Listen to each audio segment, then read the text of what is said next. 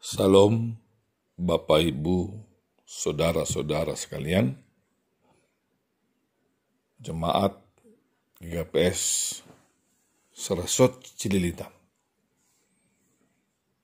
Pada hari ini kita kembali bertemu di dalam ibadah pertonggoan di Resort Cililitan. Saat ini kita masih harus melakukan pertonggoan di rumah masing-masing. Tapi itu tetap tidak akan mengurangi semangat kita, sebab kita yakin karya Tuhan akan semakin nyata kita lihat melalui ibadah kita di rumah masing-masing. Bapak Ibu, saudara-saudara sekalian, kita akan mulai membaca firman Tuhan, tapi sebelumnya kita berdoa lebih dahulu. Kita berdoa. Bapa kami yang bertata dalam kerajaan surga, walaupun dalam keadaan yang begini sulit, dan kami tidak bisa berkumpul di rumah-Mu yang kudus, tapi kami tetap beribadah kepada-Mu Tuhan di rumah kami masing-masing. Kami yakin dan percaya Tuhan berkenan di dalam ibadah kami ini. Oleh karena itu, kami undang Tuhan untuk hadir di rumah kami masing-masing, dalam hati kami masing-masing, agar ibadah kami dalam pertonggoan ini menjadi ibadah di dalam kesempurnaan Tuhan. Terima kasih Bapa. Di dalam nama Yesus Kristus kami berdoa dan mengucap syukur. Amin. Horas mabata haganupan, Bapak Ibu, saudara-saudara kekasih, firman Tuhan untuk kita di pertonggoan rumah tangga minggu ini dari Yesaya 52, dimulai dari ayat yang ke-7 sampai ayat yang ke-12. Kita akan membaca firman Tuhan. Bapak Ibu membuka Alkitab atau Bible masing-masing di rumah maupun di mana kita berada. Kita akan baca firman Tuhan. Yesaya 52 ayat 7 sampai ayat 12. Betapa indahnya kelihatan dari puncak bukit-bukit kedatangan pembawa berita, yang mengabarkan berita damai dan memberitakan kabar baik, yang mengabarkan berita selamat dan berkata kepada Sion, Allahmu itu Raja. Dengarlah suara orang-orang yang mengawal Engkau. Mereka bersama-sama bersorak-sorai, sebab dengan mata kepala sendiri mereka melihat bagaimana Tuhan kembali ke Sion. Bergembiralah, bersorak-sorailah bersama-sama, hai seruntuhan Yerusalem. Sebab Tuhan telah menghibur umat-Nya, telah menebus Yerusalem. Tuhan telah menunjukkan tangannya yang kudus di depan mata semua bangsa. Maka segala ujung bumi melihat keselamatan yang dari Allah kita. Menjauhlah, keluar dari sana. Jangan kau kena kepada yang najis. Keluarlah dari tengah-tengahnya. sucikanlah dirimu. Hai orang-orang yang mengangkat perkakas rumah Tuhan. Sungguh, kamu tidak akan berburu-buru keluar dan tidak akan lari-lari berjalan, sebab Tuhan akan berjalan di depanmu dan Allah Israel akan menjadi penutup barisanmu. Demikian firman Tuhan. Bapak, Ibu, saudara-saudara yang terkasih dalam Kristus Yesus, latar belakang dari nats kita ini adalah penderitaan bangsa itu ketika mereka dibuang ke Babel. Kita tahu bagaimana penderitaan orang-orang yang dijajah, orang-orang yang tidak bebas. Kita tahu bagaimana perasaan orang-orang yang terkekang. Mungkin di saat-saat ini kita juga merasakan sedikit keadaan itu. Ketika kita harus tetap tinggal di rumah. Karena penyakit corona yang mengganggu kehidupan kita ini. Dalam kondisi yang seperti itu ketika itu bangsa itu di dalam pembuangan Babel, Allah melalui pembawa berita.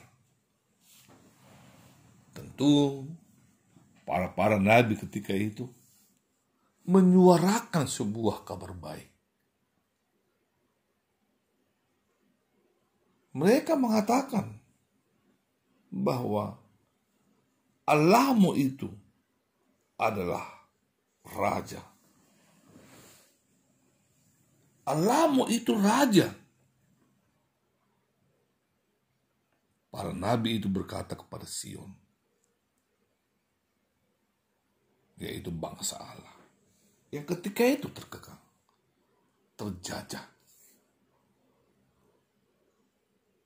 Hal ini tentu mau mengatakan bahwa itu adalah kabar baik. Dan keberadaan Sion, bangsa Allah itu harus dipulihkan kembali. Ketika ada sebuah pengumuman yang mengatakan, Allahmu itu raja. Tentu kalau Allah kita itu adalah raja, kalau Bapa kita itu adalah raja, tidak ada ketakutan di dalam diri kita.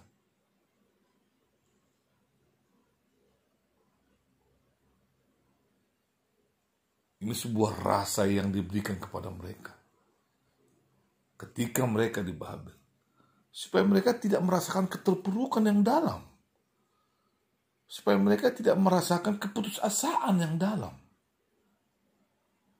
Tapi penulis Yesaya ini, pemberita dalam Yesaya ini, mau memberikan semangat bagi mereka dan juga sebuah harapan bagi mereka bahwa di tengah keberadaan yang terpuruk itu, Raja itu, Allah itu tidak tinggal diam. Karena Allah itu adalah Raja.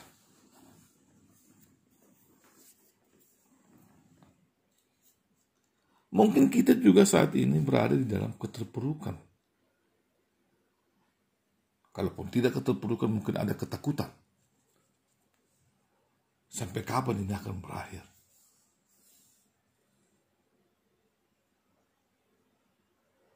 Ketika pengumuman ini, ting-ting ini juga dikatakan bahwa Allah itu adalah Raja, cukupkah itu memberikan sebuah pengharapan bagi kita dalam keadaan yang sulit ini?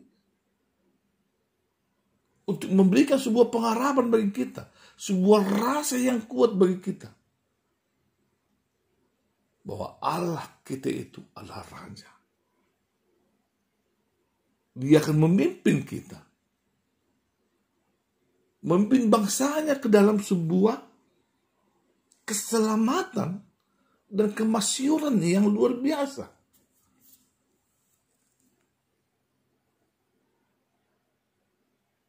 Ketika dia disebut sebagai seorang raja, maka dia akan memimpin bangsanya di dalam kemasyuran tadi. Tangan Allah akan melepaskan kita.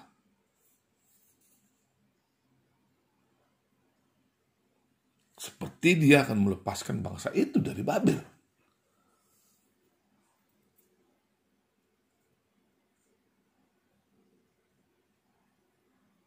Bukti yang sangat kuat adalah ketika Yesus menyelamatkan kita dari dosa-dosa kita. Apakah itu tidak menjadi sebuah harapan bagi kita di tengah-tengah keadaan yang sulit ini? Dan memberikan keyakinan bagi kita bahwa Allah itu tidak tinggal diam. Pasti dia akan bertindak di tengah situasi yang sulit ini. Tetapi di ayat 11 disebut menjauhlah, keluarlah dari sana. Kita akan melihat ini sebagai sebuah pernyataan dari Allah.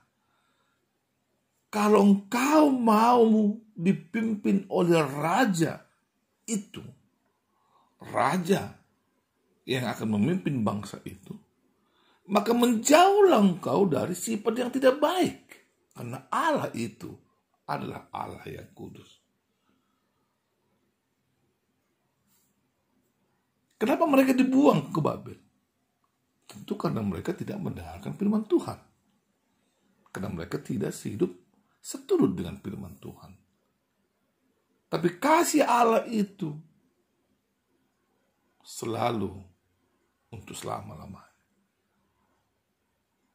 Maka Allah mengatakan dan akan melepaskan bangsa itu dari tangan-tangan Babel. Tapi dia mengharapkan bahwa bangsa itu akan hidup sesuai dengan firman Tuhan. Cukupkah keadaan ini menjadi sebuah pelajaran bagi kita? Bisakah keadaan ini menjadi sebuah perenungan bagi kita?